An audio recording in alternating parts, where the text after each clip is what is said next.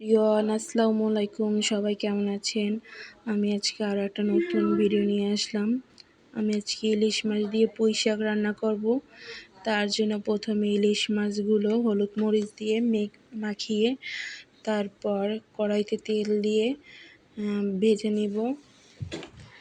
ভেজে নেওয়ার পর মাছটা ভালো করে ভেজে নেব যতক্ষণ ভাজা না হবে। তারপর এক পিঠ ভাজা হয়েছে, এখন অন্য পিঠ ভেজে নেব।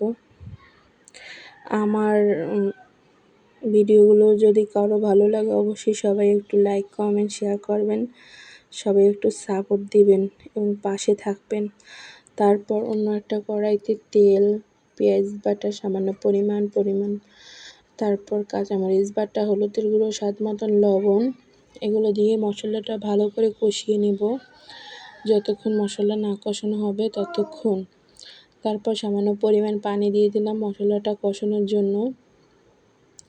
এরপর এর ভিতর পুঁই শাকগুলো দিয়ে দেব। পুঁই শাক তো এখানে অনেক দেখা যাচ্ছে, কিন্তু এগুলো এত থাকবে না, কিছুক্ষণ পর অল্প হয়ে যাবে। আমি পুঁই শাকগুলো উল্টিয়ে পাল্টিয়ে দেব। তারপর কিছুক্ষণ আমি ঢেকে রাখবো।